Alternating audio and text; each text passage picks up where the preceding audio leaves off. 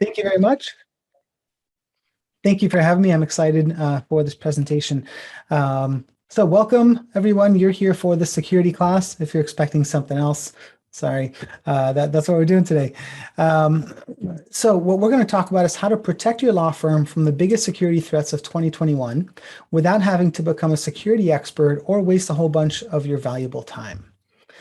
And so I'm your teacher, Tom Lambat. As Catherine said, I'm the CEO of Global Mac IT and Bobagard. And in this class, you're going to discover how to protect your firm. And if you've ever depended on the most common security strategy used by solos, which is what I call the hope strategy, where you hope you'll never get hacked, you hope you're doing enough, you hope that turning on 2FA on one of your accounts is good enough. And you're hoping you're not going to, experience a data breach.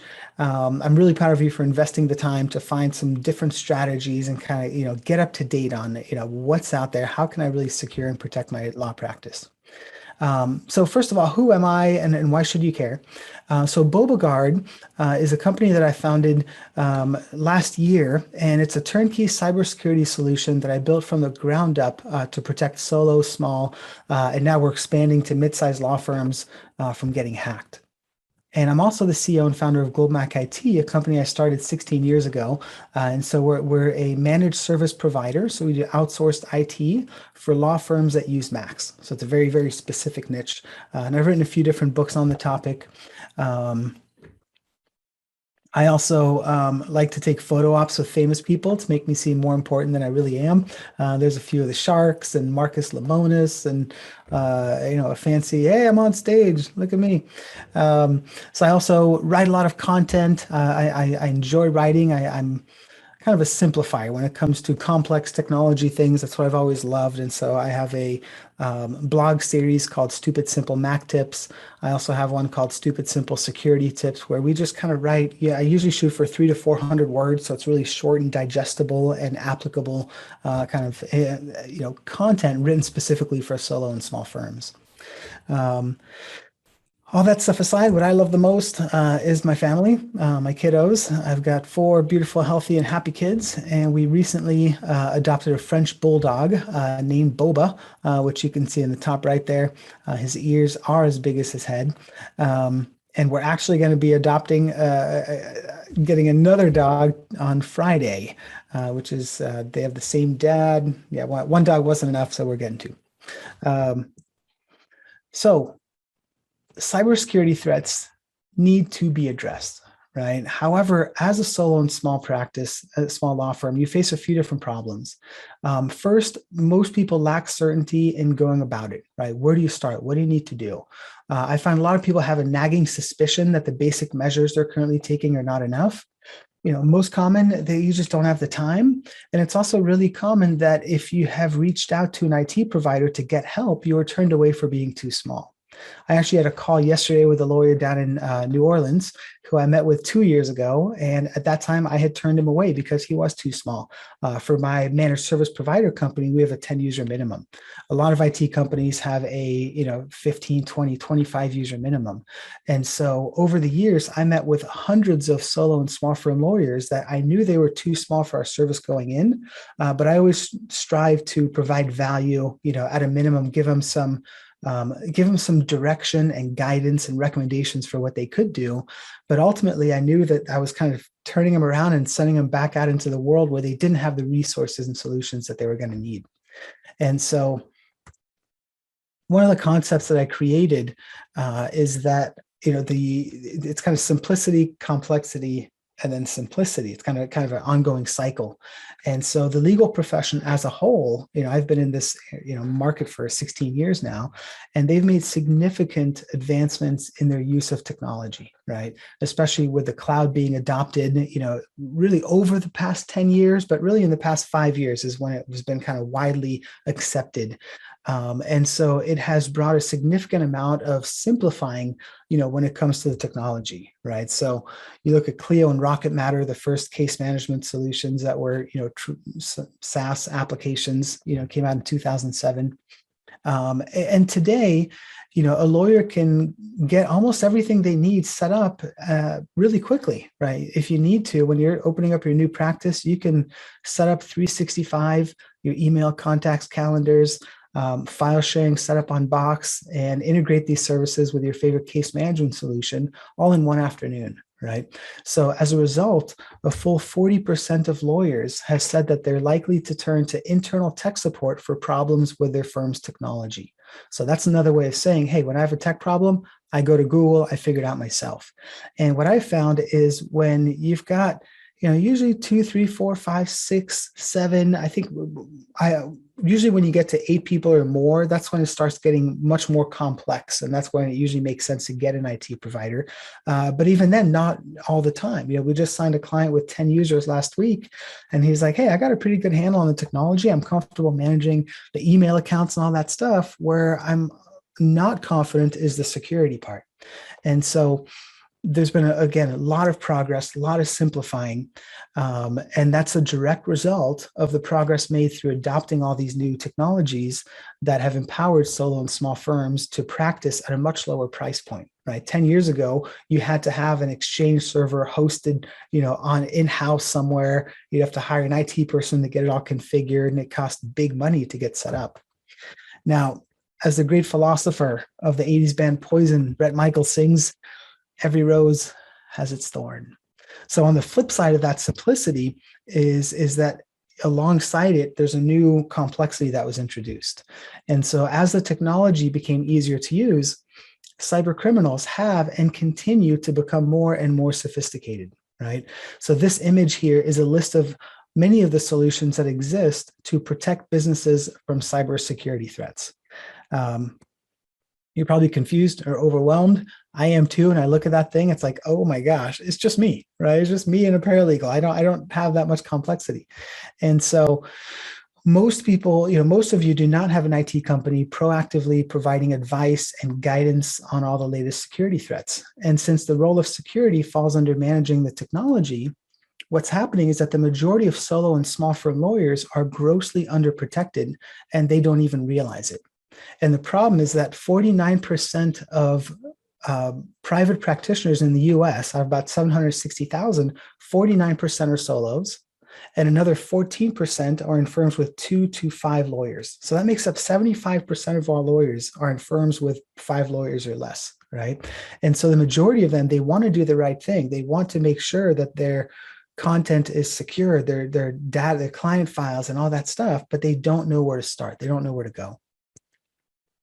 Now, the Romanian sculptor Constantin Brâncuși said that simplicity is complexity resolved. And so that is why we are here today. So today's webinar is for you if you want to discover the biggest cybersecurity threats to watch out for this year. If you want to find out why 29% of solos and small law firms have suffered a data breach and how you can protect yourself. And if you want to tap into expert knowledge to quickly advance the security measures of your law firm. So if that's what you're looking for, this is for you. Now, here's a truth. You will never be able to secure your practice from cyber threats and the risk of a data breach 100%. If any security solution provider claims to provide 100% protection, run the other way because that's impossible. Just like a car having 100% safety rating. So that being said, what you can do is take reasonable efforts to drastically reduce your risk using affordable solutions. And so that's the kind of trifecta, right? When you can get all those three together, you can make massive progress in your security.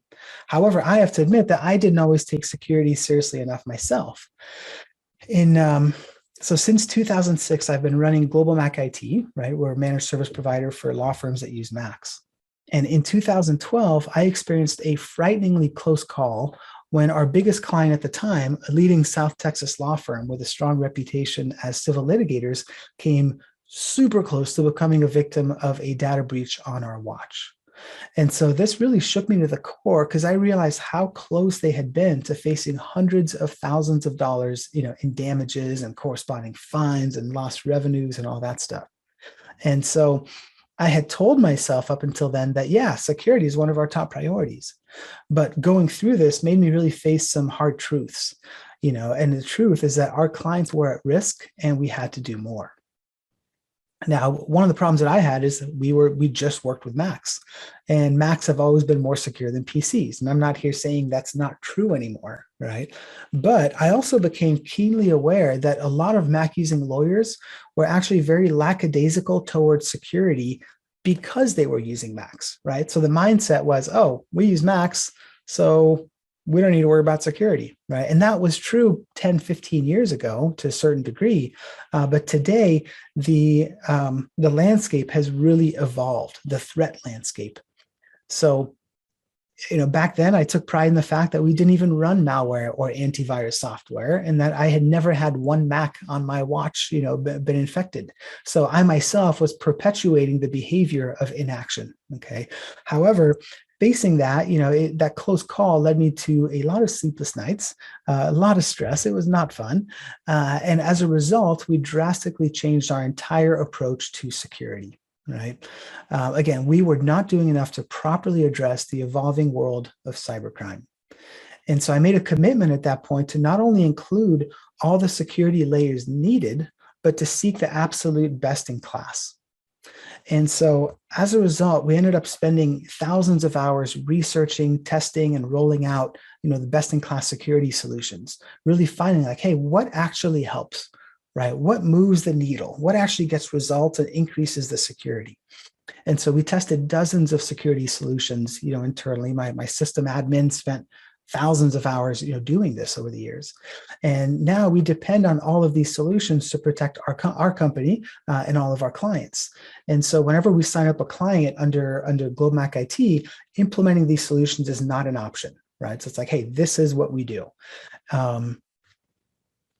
So as a result, our clients have been able to go, through a transformation from a state of uncertainty in regards to their cybersecurity risk and protection measures to a state of certainty. And so in order for lawyers to build your law firms, you've got to have confidence in your security measures, right? You've got to know that you're covered if something happens. That's why we cover, that's why we have liability insurance and car insurance and all these other things to protect you if and when something happens. Now, my why, like the thing that really drives everything that I do, and the reason I created Bobagard and why I'm doing these presentations and so forth, is because I am passionate about helping entrepreneurially minded lawyers grow. And that's my biggest passion that drives me daily. And I love to help others. And, solo lawyers and small firm lawyers are the most entrepreneurial, lawyers out of all of them, right? If you're working for big law, you don't need to be entrepreneurial. You can just practice law and just focus purely on that.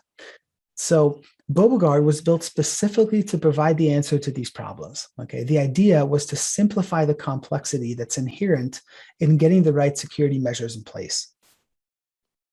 Now, how does my passion to help entrepreneurs grow tie into a cybersecurity solution? You might be wondering. So an analogy that I have is Brembo. They are the makers of the best brakes in the world, right? So on the surface, they are brakes. They help the car stop.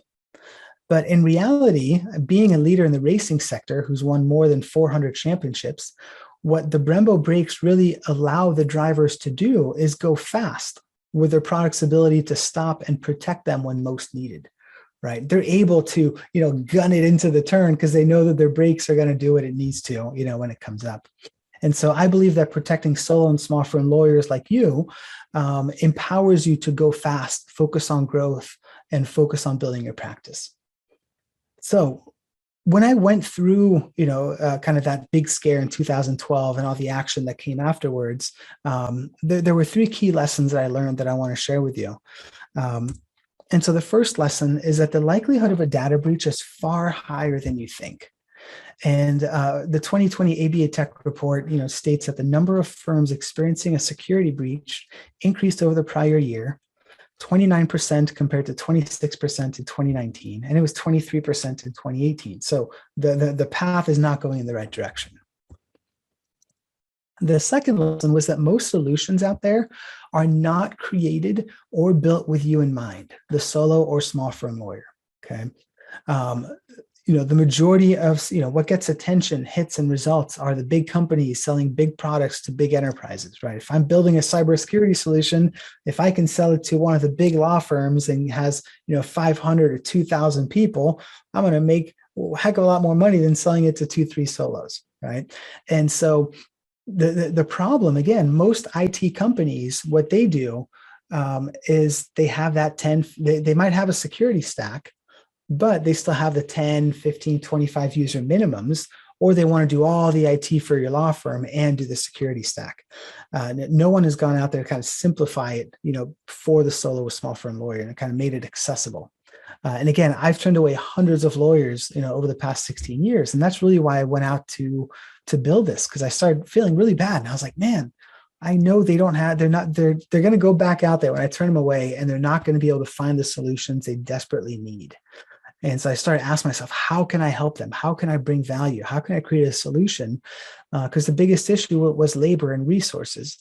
So the third lesson is that most lawyers lack the time and skills to adequately protect themselves, right? So you've got a lot of roles that you need to fill. And when you have so many different roles that you're responsible for, what ends up happening is that the squeaky wheel gets the grease, right? So the problem is, in this case, what we're talking about is that a squeaky wheel is equivalent to data breach, and that's too late, right? We've got to stop it before that happens. Now, near the end, I promise to share with you how to implement this knowledge in your practice without further demands on your time. So what we're going to focus on today is a framework that I've created called the Lacking Framework. And if I can copy it, I've got a link where you can grab the workbook that goes along with this. Give me a second as I struggle with technology. I always like to share that I struggle with technology because I think it makes other people feel better when they see the IT guy struggle with technology. All right, let me see if I can share this link here. So someone could try to click on it. Go ahead and put a comment in the note. Yes, the link works. In the past, sometimes I've had it not work. So let me know. So when you're protecting your law firm from cyber threats, there's 4 key things that are lacking that must be addressed and that can keep you at risk. Thank you, Brooks. That keep you at risk of getting hacked, and that are the primary causes that 29% of lawyers have been breached. And so I call it the 4 L's to a secure practice. So the first lack is a lack of awareness. What that means to me is not knowing what the threats are. And this shows up in a few different ways. First, again, is the most popular strategy, the HOPE strategy, also known as the ostrich strategy. It's not going to happen to me because I'm just a solo. It's not going to happen to me because I just do family law and the criminals are after the IP lawyers, right? So by falsely assuming that they're not going to be targeted, most solo and small law firms do not properly protect themselves, right? Back in the 80s, seatbelts were optional, right? It's like, I don't need to wear my seatbelt. Now it's a no-brainer. Everyone wears their seatbelts, right? So again, believing that the basics are enough. The fact is they're not, and we're going to talk about that a little bit more. And also just not being up to date on today's biggest threats. Now, here's the kicker. Again, the lack of protection gives cyber criminals a huge advantage and easier access. In other words, cyber criminals know this, and they're capitalizing on that fact. They know that the majority of you still think that you're too small to be targeted. And so you're very lackadaisical in your security measures that you're taking. I want to share a story here. And this was, it's about a lesson that was learned too late by this hardworking solo attorney. Shannon was a solo family lawyer in California, beloved by friends for an approach so tenacious, they called her El Toro. And like a real bull, she charged aggressively forward while forgetting to guard her flank. And believing that her practice was too small to be targeted, she hardly bothered with online security practices until her case management system was breached. And as a result, she had to notify the authorities, her clients, and all related parties that their data had been compromised, right? And so this is a picture here of the notice of a data breach she had to file with the DA.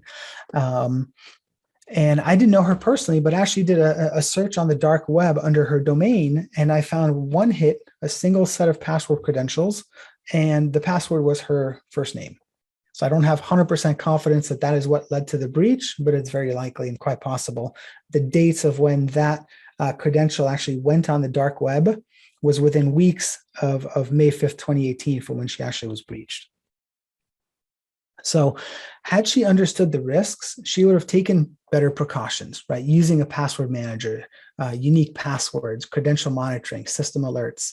And she could have easily avoided the nightmare that damaged her reputation, her firm, and years of hard work, right? She has now slowly and painfully rebuilt trust in the business. But I see so many examples and events like this happening, and I don't want you to learn the hard way that the way she did. As you can see here, 57% of small businesses do not think a data breach will happen to them. However, 29% have experienced a data breach. So you've got to ensure everything you work so hard to build is protected. The next part under lack of awareness is believing that the basics are enough. Maybe you feel safe because you practice minimal cyber hygiene, right? Maybe your favorite password, you keep it in a drawer instead of on, stuck to your monitor. Maybe you have two-factor authentication enabled on 2 accounts, right? Admittedly, these measures alone are far better than nothing, but barely. So again, in short, basic protection is not enough. If you experience a data breach, do you think your ethics board is going to give you a gold star for doing the absolute bare minimum? I don't think so. So the next one here, Thomson Reuters has a great report, the State of the U.S. Small Law Firms, that comes out every year. And they state that 60% of small law firms want to upgrade their IT security, but less than half currently employ basic security measures. So it's like, yes, I want to do this. I want to lose 30 pounds, but I'm not willing to eat healthy or exercise, right? And the last one with the lack of awareness is not staying up to date on today's biggest threats. This image here has a handful of current security threats that are out there. I'd love to address them all, but that's unrealistic. So I'm going to talk about the top 3 that I believe are the biggest threats to solos and small firms right now. The number one, the first here is phishing and business email compromise. So these can show up as spoofed emails and websites based on legitimate contacts. And what they do is they extract credentials, granting access to sensitive information, finances, or systems. So I'm going to share a real world example of this in just a few minutes. The second biggest cyber threat are employees. And even well-intentioned employees post threats by succumbing, by falling to phishing schemes, by reusing passwords, by accessing systems on unsecured networks, or accidentally deleting files. And then you've got disgruntled workers that can, further abuse access to wreak havoc on unsecured setups. Now, if you have 1 or 2 employees, what I have found is the smaller you are, the more likely it is that you think everything's always going to be perfect with your employees. I had this belief, 10 years ago. And then, at some point you have a Dr. Jekyll and Mr. Hyde moment with one of your staff and you lose a whole lot of sleep and you're trying to lock everything down. And it's not good to be in a reactive state, right? And so the third threat is, right now, COVID-19 scams and cyber attacks. Criminals know how and when to prey on fear and uncertainty. And so there's been a 46.9% decrease in email threats from Q3 to Q2 to Q3. Over 1 million hits on malicious URLs related to COVID-19. And so the exploitation of the pandemic has been rampant, with malicious entities hovering around vaccine databases, the PPP loan programs. I'm sure you all heard about, the fraud, all the stuff that was going on, government stimulus payouts, right? So that's the second. The first lack is a lack of awareness.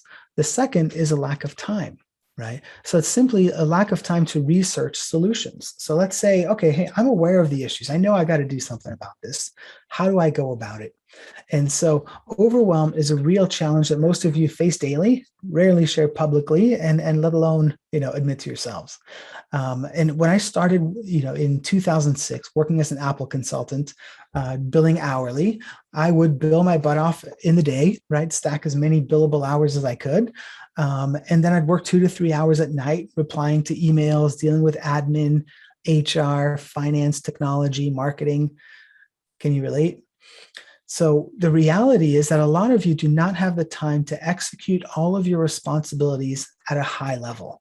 Again, a solo and small firm leads a completely different life than a lawyer at one of the big law firms. There's so many different responsibilities and things you've got to stay on top of in addition to practicing law. And so in your effort to attend to all of your responsibilities, many areas end up getting shortchanged, at least, for a while, and then you kind of catch up. And so getting behind in your books for a few months is okay, right? Then you can power through it in one weekend and get caught up. However, experiencing a data breach is not okay, right? That causes very real, significant pain and heartache. One of my favorite books from last year is called Who Not How by Dan Sullivan and Dr. Benjamin Hardy. And something he said in here is that time is finite. We all have 24 hours. Before you can master any of the other freedoms, you must become a master of your own time. You can accomplish 1,000,000 times more if you stop asking how and start getting who's. And so the idea behind the book, Who Not How, is that most entrepreneurs, when they have an idea or something they want to achieve, the first question they ask is, okay, great. How do I get this done? Right? How do I do this? But the problem is it ends up tying your time, right? It's committing more of your time to do it. So let's say I know a lot of lawyers who are like, hey, I'm not going to hire a web guy. I've heard WordPress is super easy. I'm going to spin up WordPress and use a template and make my own website. 80 hours later, they find out that they could have hired a friend to build their whole website for $1,100. And they're like, oh man, I'm guilty of this. I did this many years ago as well. So again, time being a finite commodity, small firm lawyers should find efficient solutions to internal operations and management to optimize the amount of time they can spend practicing law, right? What actually leads to billable hours? What leads to generating revenue? Anything that does not, see if you can outsource, automate or hand off to someone else so you can focus on what you do best. Now, it might be true that small firms don't have much time to devote to cybersecurity, but even truer that they're running out of time to address it. A lesson one lawyer almost learned too late. Jason was a young lawyer, tech savvy enough to realize that he needed better cybersecurity protections in place, but too busy building his practice to make the time to address it. And so he had actually rescheduled 3 times with me over a couple months to sit and discuss our security solution. Out of the blue, I get an email from him on October 7th last year, and it said, hey, Tom, our opposing counsel's email was hacked. The perpetrator had emailed Jason asking him to open a file. And the perpetrator was an opposing counsel he was working with on an active case. So it was time sensitive. It wasn't unexpected, right? And so the perpetrator emailed and said, hey, I just sent a document for you now. Please check your inbox or junk folder and refer to the documentation as it's very important. To be safe, Jason replied and requested the file be sent directly. Here's where it got crazier. Just a few minutes later, Jason got a reply from the perpetrator, posing as his opposing counsel. Thanks for your kind response. The requested email is legitimate and has been secured to your email. Kindly proceed to the document with your email to gain access and let me know your thoughts immediately. This is eerily advanced, right? And this kind of situation is actually extremely common. It's called business email compromise. It's very common now when cyber criminals get access to someone's email account. They don't go in and spam, send Viagra offers to everyone in the contact list. Instead, they lurk in the shadows. They read your inbox. They read your most recent sent folders, recent messages. They know what keywords get the juiciest info. So they might type in routing number, password, social security number, wire transfer, right? Everything is perfectly indexed and right at their fingertips. And then what they do is they wait for the right opportunistic time to intercept, right? And kind of send something out. And This story for Jason immediately shifted his reality. His opposing counsel was a small 2-attorney firm, just like Jason's. And Jason decided then and there that he never ever wanted to go through that experience. So it might be true that small firms don't have much extra time to devote to cybersecurity, but you don't want to keep putting it off and putting it off and putting it off until something happens. The third lack is a lack of clarity, right? So that it needs to be done. You're aware of it. The challenge of time. And the third thing is, if you want to make progress, where do you start, right? What are the solutions that exist out there? So how do you mitigate your risk? What solutions exist to protect you? And again, that introduces a new problem. How do you find the right solutions for your needs? This image here is just a few cybersecurity solutions, right? The market is absolutely flooded, and the current market value is $120 billion, and it's going to go up to $300 billion by 2024. So it's easy to understand why so many solutions exist. The problem is, how do you figure out which ones are right for your needs, right? What do you need? How much is too much? How much is too little? What's adequate coverage to meet your needs without busting your budget? And so if you go out and just do general, web searches on Google, it's typically going to leave you with more questions than you started with, right? You're going to find hundreds of solutions. And the ones that are most heavily branded that come to the top of the search results are often the larger ones for enterprises with 1,000+ employees, right? So a solo does not need a SOC, which is a security operations center. It's totally overkill. Right? You don't need penetration testing on a regular basis. The solutions that are being sold to big law are not the right solutions for you. And until you have confidence in the solutions that you select, you're not going to be able to move forward, right? That's a really good reason to procrastinate. I don't know what to do. Until you're confident, you're not going to be able to take action. Some of the solutions out there that exist are, two-factor authentication, password managers, VPNs, full disk encryption, dark web monitoring, cybersecurity training, simulated phishing campaigns and reporting, cyber insurance policies, security policies, email backup. Which one is the best one, right?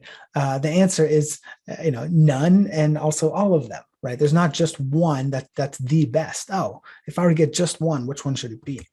The best way to have an effective security practice, in place is similar to the classic heist movies, right? Where a team of burglars must get past obstacle after obstacle, each one providing its own challenge, right? Before finally managing to gain access to the valuable jewels or make off, with them into the night. So the first security layer might be the locked doors and windows. The second is an intrusion detection system, alarms. Then you've got armed guards. My favorite one is always, the laser beams, right? That they blow smoke and like jump and do all that stuff. And so they have to get through all the different security layers to get to the prize. So it's the exact same, kind of parallel analogy. The more security layers you have, the better you are. You look at a car, it's the exact same thing. You don't just get a car with seatbelts. You have seatbelts, anti-lock brakes, airbags, lane detection warning systems, right? And newer solutions are coming to continue to make it, safer. For this illustration here, I'm going to steal a scene from the classic film Almost Famous. If you want to put in the chat, if you know and love the movie, just say, I know it and love it, because I think that's really cool, because not enough people do. It's a great James Cameron flick. This example is more poetic and less depressing than a real example, and I just really like that movie. So the rock band here in the scene is about to hit it big, but they resist hiring a professional road manager, believing that it's all about the magic of music and that they've gotten along just fine without one. The manager, which is actually a cameo by Jimmy Fallon, salutes their artistry, but exposes their cluelessness with a series of questions outlining unanticipated issues and higher level logistics. And so he wraps up by saying, I didn't invent the rainy day. I just own the best umbrella. Heck yeah, Hannah. Awesome. It's a clever way of showing that the group doesn't even know what they don't know about looming problems. And frankly, they don't need to. They should focus on playing tunes and let professionals take care of the rest.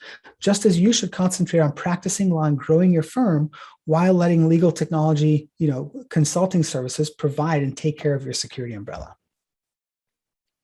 The fourth and final lack is a lack of implementation, not having the knowledge or the time to implement the solutions. Going back to who, not how again, when you have a new project, an entrepreneur instantly will ask, how do I do this?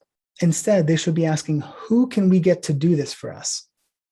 And taking it a step further, who's the best one for your needs? And if you think that way, all kinds of interesting ideas and collaborations become feasible. To really succeed and reach a higher level of performance, you have to shift from a how mentality, which ties you down to doing everything yourself, to a who mentality, which frees you and frees up your time. And so by focusing on who you work with, rather than trying to do everything yourself, you're going to find levels of achievement and productivity that rise at the same time as you also get more freedom. So you've got to focus on being the who for your clients. What do you do best? And expand the time you spend doing that. Let's see how this plays out in the legal world. This is, this is from the Thomson Reuters 2020 State of the U.S. Small Law Firms Survey. And the key metric I want you to focus on is the guide at the bottom, right? So the blue says, we have implemented changes to address the issues. So in my mind, that's like a pass. Yes, you knew the problem and you did something to fix it. The gray, we have a plan to address these issues, but have not yet implemented. It's like, yeah, I know I got to lose weight, but I haven't, done anything to move that forward. And then the orange is, we haven't yet determined how to address these issues. Right? I know I got a problem and I have no clue how to fix it. So the survey here for these two examples, and the report actually has a good dozen different scenarios that are very similar, is they show that 89% of solos and 78% of small firms with 2 to 6 lawyers either don't know what to do or have a plan but have done nothing about it when it comes to spending too much time on admin tasks. When you look at increasing complexity of technology, only 29% of lawyers have implemented changes to address the issues. And if you lack the time and the expertise to secure your practice, and the industry as a whole has a hard time with addressing challenges, what are the odds you're going to wake up one day with all the skills to adequately protect your law firm from getting hacked, right? So the sooner that you accept that, the sooner you can start making progress and finally get the security measures in place that you need so you can sleep soundly. David Eltringham is a client for many years now and a good friend. And in November 2018, he learned that someone had attempted to fraudulently wire funds from a law firm controlled bank account. Okay. And so this is in his own words here. We were with a different IT provider, an hourly pay-as-you-go type, and got badly hacked. The funds in our trust account were almost transferred to Hong Kong. That was the aha moment. What we had been doing was not working, and we needed to do something entirely different. You can't imagine the carnage that does to a small business having to send out that kind of letter. As a result, the phone stopped ringing. They were a small firm. I think they had a total of 8 people, maybe 2 or 3 lawyers. And I mean, he told me, he's like, Tom, we lost hundreds and hundreds of thousands of dollars. He's like, the impact, the cost of sending out the letter and the monitoring and all that stuff was the smallest expense. The biggest loss was, again, the phone stopped ringing. And so he continues here. But what was really freaky for me is that when I got the list of stuff we didn't have and that had never heard of that we should have been doing, our liability would have been off the charts for negligence. It would have been potentially gross negligence because of the exhaustive list of stuff we didn't have to adequately and reasonably protect ourselves. At the end of the day, you don't know what you don't know. And for a law firm to say, well, gee, we had no idea. I mean, how does that play in court? So I think the thing with Beauregard, I sleep well at night and don't worry about the things that used to keep me up. So one final quote from Who Not How. When you're trying to accomplish something challenging or difficult that you've never done before, you probably need a who. Let me say that another way. You absolutely need a who if you're trying to accomplish something new and challenging, unless you're fine not getting the result you want in the near future, right? Whenever you learn something brand new, it takes time. You've got to figure it out. It takes far longer than it should. When you get the who, that's like, hey, this is how we do it. And again, that's what a lot of you do for your clients. So now that you understand what holds lawyers back from securing their practices, you might be wondering, what solutions can I leverage to protect my practice? So I'm going to share 8 different security layers that exist that are really good, in my mind, some of the best methods to protect your law firm. So the first one is fun cybersecurity training that doesn't suck and can't be bypassed. What I mean by doesn't suck and can't be bypassed, if any of you have ever gone through a cybersecurity training program, I have never met someone that told me it was awesome. I learned so much. It was so engaging, right? I don't think anyone has ever described a cybersecurity training program using those words. It's usually the bipolar opposite. It's dull, it's monotonous, it's way longer than it should be. As a result, what most people do going through the cybersecurity training is they tap out mentally. Right. You might even mute the video, wait until it ends. And then what I wrote with can't be bypassed, then the question pops up to see if you were paying attention. And I call these stupid, simple questions, meaning you could ignore the entire video and pretty much guess what the right answer is 9 out of 10 times. So as a result, you might be going through a cybersecurity training, but you or your team members are not actually learning. You're not benefiting. And so the better cybersecurity solutions nowadays, can be fun and easy. They use behavioral science techniques like storytelling. They've got to be short, 5-10 minute videos so they're engaging. You don't kind of burn out. And then the questions should be tied to the actual content in the videos. And so they can't be ignored. So as a result, you end up learning a lot more. So cybersecurity training is one of the best ways to protect yourselves. I also want to warn you, just because you're the owner of the practice, and typically the owners have obviously more skin in the game. And what I found recently is you might think you'd never fall for a phishing email, but it's happening very often on a regular basis. Neil Tyra is the host of a great podcast for solos. It's called The Law Entrepreneur. And we did an interview a month or two ago. And the same day, that afternoon, he fell for a phishing email. And he is tech savvy. He told me, he's like, yeah, you can tell people my story, but he got an email from a friend of his, another lawyer. Email signature was exactly the same. Clicked on a link. Took him to kind of a website with a login page. The website was a mirror copy of his friend's homepage and website, down to the a fluid, kind of modern design. So I mean, it was an extremely convincing website, and he put in his credentials and he fell for it. And right after, he's like, oh my God. And he called his friend, and sure enough, he fell for a phishing scheme. So it can happen to everyone. So everyone needs to go through the cybersecurity training, even if you think it would never happen to you. The second security layer you've got to get into place are IT security policies. And this provides guidelines to employees on what to do and what not to do. You've probably heard before that the cobbler's son has no shoes. And this is definitely true when it comes to lawyers. So, we're talking about an acceptable use policy, business disaster recovery policy, things of that nature that you've got to get into place to protect yourself and your team. And so this helps you establish expectations and explaining repercussions to protect your business. And it helps you meet requirements if you've got to comply with PCI, HIPAA, GDPR, FINRA, and so forth. The third security layer is dark web monitoring. And so 61% of breaches involved credential data. So the majority of people reuse passwords, right? I believe strongly that most people have 3 passwords. They've got the password they always used. At one point, the website logged into said, hey, that one's not secure enough. You need a number. So you took the same password and you added a number at the end. And then your bank at one point said, hey, that's not secure enough. So you kept the same password with the number and you put an exclamation mark at the end. Maybe you even went super, tricky, and you made the S into a 5. And you're like, haha, no one's ever going to figure that out. So that is extremely predictable. And the problem is when all these third-party data websites get hacked, right? When you hear about Chase and Target and Netflix and, Facebook, LinkedIn, Yahoo with 1 billion username and passwords, right? The criminals don't get paid when they actually steal the data.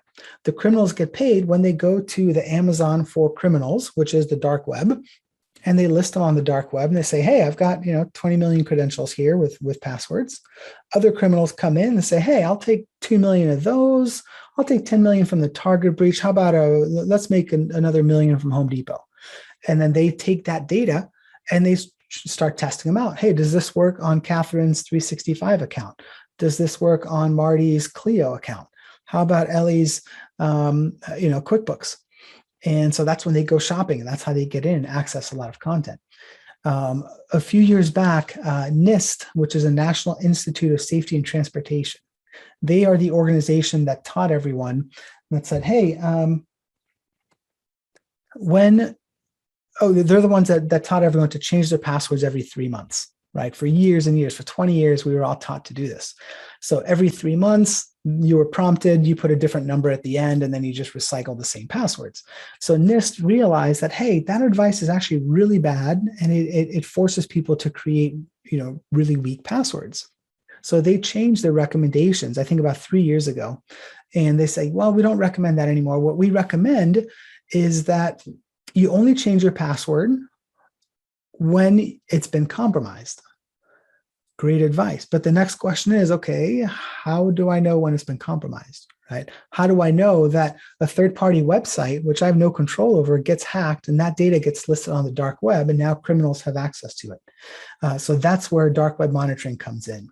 So it proactively monitors stolen and compromised data so that as soon as a hit comes, with under your email domain for your practice, you get notified. You can check to see if that password's in use, and if it is, you can change the password, essentially changing the keys, to your house. Security layer number 4, everyone is getting phishing emails. So why not send out phishing emails to yourself and your employees as well to see who's going to fall for it, right? So that is what phishing simulation is, phishing training for employees. So this helps you, again, educate your employees. You're doing the cybersecurity training, you're doing phishing simulation, and that way you can find out who's struggling, who's doing really well, right? Who's falling for it, who clicked on the link, who not only clicked on the link, but also put in their credentials, right? And so again, this helps everyone on your team, really the front line, from spotting and stopping, phishing emails. The next security layer that we recommend are tools on your Mac or your PC that take care of proactive monitoring, maintenance, and patching, along with antivirus and web protection. And so what these kind of tools do is they automate software patches and security patches for your Apple and Windows computers. They also do preventive monitoring and alerting of IT incidents, right? So if you've got a hard drive that's starting to fail, or if your battery life is quickly degrading, it'll make you aware of those before your computer fully dies when you're in court, or something like that at the worst possible time. They also include antivirus and malware, right, scanning and removal, and DNS web protection, which blocks malicious URL domains. So what the DNS web protection does is, let's say you fall for a phishing email and you click on the link. It's very likely that that link is going to be automatically blocked. So the DNS web protection, it's like continuously updated from users around the world of malicious, right, bad URLs, and it adds them to that list. So if you click on one of those URLs, it'll give you a warning sign and kind of stop you from going to it. So again, the idea is layered security, all these different things. When you stack them together, you're going to be far less at risk of getting breached. The next security layer here is insurance. So it's more coverage. Again, like I said, there's no 100%, certainty that you're never going to get hacked. So if and when it happens, cyber insurance policies, I think eventually they're going to become required. That's not the case just yet. But your business and financial security depends on how well protected you are from a lawsuit or a claim. So insurance policies will include investigation to help you figure out who or what was compromised, coverage for fines and penalties. You have to provide credit monitoring and notification, and legal defense and liability expenses. To give you an idea, I believe it's an average cost of, I want to say it's $151 per record in your database, right? So if you're breached, you have to file a notice of a data breach with your local district attorney's office, and you have to provide credit monitoring. You have to send out a letter to every single contact in your database. Let's say it's your email. These are your current clients, previous clients, potential clients, opposing counsel, judges, other lawyers you work with, referring attorneys, right? So again, it's a horrible, horrible scenario. So we want to do everything we can not to get to that. But if you get to it, you want to make sure you've got the insurance in place. Now, the problem with insurance policies, Catherine and I had a good talk about this actually a couple months back. Most policies are, when you try to get a cyber insurance policy, there's a very complicated application process. Catherine had, and Catherine, you can jump in and correct me if you want here, but the way she said it, I think she had a handful of lawyers reach out to her like, hey, can you help me fill this thing out? Because a lot of these questions are over your head. They're very technical and, firewalls and things like that. And so she ended up creating a training specifically to help people fill out the application form. So it can be a little tricky to get those done. You want to add to that? Well, this is even, I guess, scarier. It wasn't a cyber liability and policy. It was specifically, so when I worked at the Chicago Bar Association, we had an insurance brokerage, and so they would shop out insurance policies. And one of the insurance policies requested, the attorney brought me the application, and she goes, I don't know how to answer these. And it was not in North Carolina, so don't panic. But it was a major national, just malpractice insurance coverage, not the actual cyber liability policy, wanting to know how she was backing up, whether she had a firewall, whether she had her hard drive encrypted, and all that stuff. So we just went through, and it was just she's a sole practitioner with one computer. So we went through and applied a bunch of the security to her computer so she could answer the questions in the affirmative. But when your malpractice insurance provider is starting to ask these questions, you would imagine that the cyber liability policies are also wanting to know, because they're not in the business of insuring high risk people. Mm-hmm. Yeah. So they want to reduce their risk, and so they send a lot of complicated questions to kind of go through. So we highly recommend getting a cyber insurance policy. And then security. The next one is email backup, right? So the majority of people are using either Microsoft 365 or G Suite for the email, contacts, calendars, files. A lot of people use Google Drive or OneDrive or SharePoint. And those services do have protection gaps, such as human error, recycle bin limitations, and different service limitations. So we recommend finding a third-party solution to back up all of your data. So it's really more than just email backup, but your contacts, email, calendars, files, and so forth. And then last and final security layer we recommend is a team-based password vault, so password management tool, and a process documentation tool. That second half is really more of a bonus. But you've got to get, if you're keeping passwords in a Word file or Excel or a note in your contact card on your phone, the odds are many of you listening to this, oh man, that's me. Yeah, I know it happens. It's still popular. You've got to get a password management tool like 1Password, Dashlane, LastPass, right? There's a lot of solutions. But a password management tool is going to help you create unique passwords for each of your logins, so that if and when Netflix is breached, or a different site is breached, that's a unique password, and it's not one that you're reusing in a whole bunch of different sites. So it also helps you kind of manage it team-wise, right? So let's say you've got an employee that leaves. What happens to all the accounts that they had created? Where are those passwords? Do you have control over that, right? So, at the end of the day, to kind of wrap it up here, a layered approach to your firm's security with these protections in place are going to go a long way in reducing your risk, right? But having a shopping list is not the same as having a finished meal. So the next steps, what you want to do, and if you've downloaded the worksheet that I provided, it has all these 8 security layers. The next steps for you to identify the specific solutions you're going to use for each security layer, right? Maybe you can pick, 1 or 2 or 3 at a time and say, hey, how can I, roll out 1 or 2 of these each month, right, for the next 6 months or something like that. So you've got to find out what service are you going to use, sign up for the accounts, complete the initial setup and configuration, learn how to use the solutions, enroll and teach them to your team, and work with an insurance agent to get a cyber insurance policy and complete the security questionnaire as well. Now, if all those steps overwhelm you again and you're like, oh man, you told us about the time issue, Tom, how are we supposed to do all this? So again, knowing what to do is not going to stop you from getting hacked.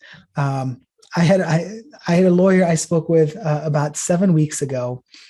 We went over, we talked about her practice. She was based out in New York, but she works in California, very successful solo, I think like 50K monthly revenues or something like that.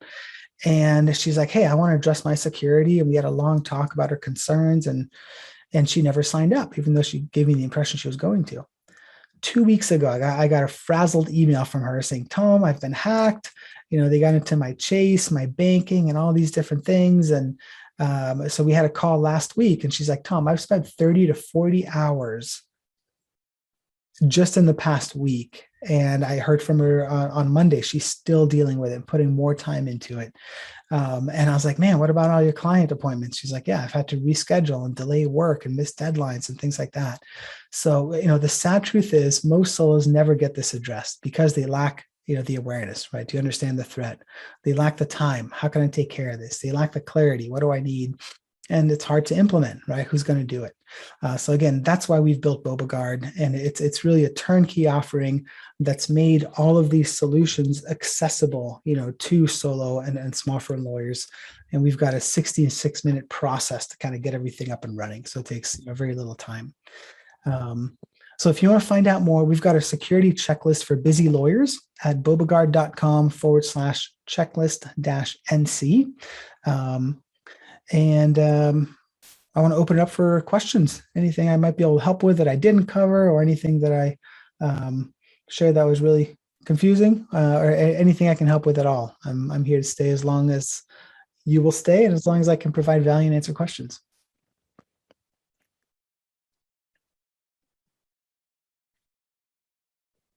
So you can unmute yourself if you have a question, or you can type it into the chat. Thanks, Tom. And while you were talking, I glanced at my phone, and I saw a message from Facebook from Walt Mossberg, who is the New York Times tech reporter and columnist, and then started Recode and all this other stuff. Anyway, he put a picture of his wife on his Facebook account, and he says, my wife, Edie Mossberg, appears to have been hacked here. She saw a strange post in her name, so she set up a new account with a new photo. See this new photo below. She needs to rebuild her friend list. So if you get a friend request from her new account and you were already her friend on the old account, please accept it. I don't even know if this is real. I mean, what's the crazy thing about all of this. It's so hard to tell what is real and what is fake, because I'm not personal friends with Walt Mossberg. I mean, I would love to be, but this is his like public persona on Facebook, and he's got a picture of his wife and that she's been hacked and all this stuff. And it's just, the landscape is so complex and so scary and so ever changing. Hannah says she feels like MFA is low hanging fruit. Are there other easy things like that we can do? Tom, I'm sure you feel the same way. I think I literally took my sister and my husband's phone. I asked them both. I said, do y'all have two-factor set up? Two-factor authentication or multi-factor authentication is where you can use either your device, like your phone, to get text messages as a secondary factor before you can log in with a username and password, or you can set up something like Google Authenticate or Microsoft Authenticator. If you don't trust, and there's reasons not to trust your text messages as the second factor, but that kind of thing. Actually, we're using Keeper at the bar for password management, which includes the two-factor authentication as part of the product, and some of the other password managers out there. But if you turn on two-factor and you get a password manager and you make sure that all of your passwords are different for each login, which you can do just as you're logging into stuff, go and change your password. I use LastPass premium, which means I also get dark web monitoring. So it'll tell me if the password's been exposed. I think those two things alone are just extremely necessary. But with the MFA, like I said, I took my husband's phone and my sister's phone, and I turned on two-factor on, there's 6 or 7 primary accounts, and it took me about 15 minutes per device. So it's not hard to do. It's just taking the time to do it. I also get a lot from attorneys. Well, if I turn on MFA, do I have to do it every single time? No, because you can tell it to remember devices. So you can have it remember your password or your laptop, or you can have it remember your phone. But there's some sites that I don't have it remember the factor or that remember the device. So for instance, my bank account, I have to go through two-factor every single time, or my credit cards accounts, things like that, because I don't ever want to get too comfortable with that. Yeah, no, I agree. I think, MFA or 2FA is one of the easiest low-hanging fruit. And then using a password manager, I think breaking that habit of using the 3 passwords you've always had. And the risk, what happened to me, I'll tell you, a personal story. I had been using, I use one, my team and I use 1Password. And I had used it for many years, but I still had old passwords from my lazy days. Right. And when we set up the dark web scanning, we had actually no hits under globemacit.com under that domain. But then I put in my personal email address, my wife's, my chief of operations. Every single one of us had multiple hits. And a lot of them, I was like, oh, whoa, that's one of the ones I used to reuse. So I had to go out and change like 27 passwords that night. And it was not fun. And it was, tedious, but I slept better. So using a password manager and using unique passwords, I think if there's 2 strategies that you did, is enable two-factor authentication, make a list. What are all the websites that would cause you a lot of heartache if they got hacked, right? So, QuickBooks, case management, file management, email, make that list and then just check each one, right? Two-factor authentication, while you're in there, change your password, make it unique, make it long and complex. That's the benefit of using a password manager also, is it generates a password for you, where if you're not using that feature, you're coming up with your own passwords, you're using your kids' names, your dog's names, your birth date, you're merging all those together, and they're predictable. And a lot of that information is available and can be found on the web. All those cool little Facebook polls. Oh, hey, who is your favorite cartoon character from the 90s? And everyone's like, oh, Spider-Man, whatever it was, right? That's all data that's being kind of sourced. Now, I don't want to put on my tin hat too much. But you think of security questions and things like that.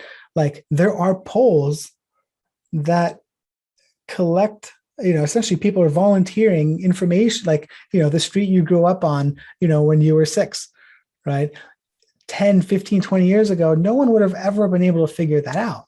Now it's not that hard to do, right? So, unique passwords, password through a password manager, and 2FA, I would say, are the easiest ones. Yep. And we could probably, we could definitely talk about this all day, because while Tom was talking, it occurred to me things like knowing how to remotely wipe your phone. If you accidentally lose your phone, and you think, I won't lose my phone. I left my phone in the back of a cab.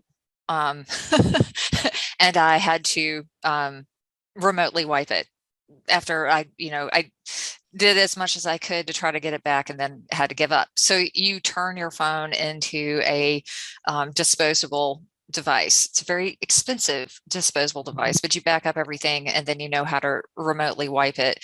And there's little things that you can do to keep yourself safe. If someone asks you for your password, never, ever, ever, nobody, not in your firm, not outside of your firm, don't ever share your password. There's no reason that they should have it. I guess I hate that I looked at the Walt Mossberg thing and immediately questioned its reliability and authenticity, but that's kind of the world we live in. And if you're in real estate practice, already that you're pretty high level targets, because a lot of money is transferring through your hands, and you probably get as many risk alerts and fraud alerts from your cyber liability and your insurance company, to keep aware of that. But it's not just that. I had a friend who's in a law firm who said that their exchange server that was on premise was hacked through the recent exchange hack, and cost them a whole lot of money. So this is stuff that happens. One thing we didn't talk about that's really important to be aware of also is the level of sophistication, right, in cyber criminals. These are not, computer geeks living in their mother's basement eating Cheetos and like, oh, I'm going to see if I can hack into this. It's like, no, it is, organized crime. They run Monday morning team meetings. They do daily huddles. They have quarterly goals. They wear a suit and tie to work. They get dressed up. They've got great budgets and they don't have to play by the rules like most other business owners. And they're smart. They study psychology. They know that your willpower is considerably lower at 4 p.m. on a Friday than Monday morning at 10 a.m.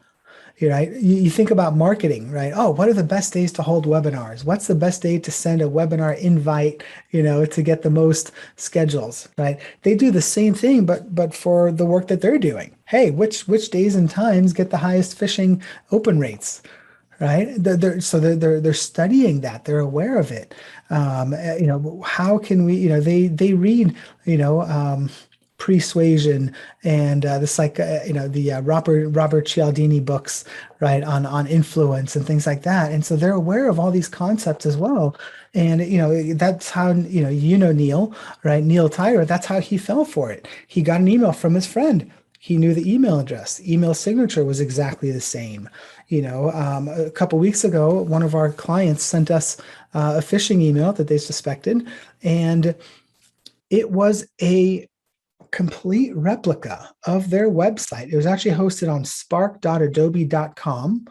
So it wasn't like, some crazy weird URL, right? And it was a mere copy of their homepage, which, a responsive, modern web page and all that.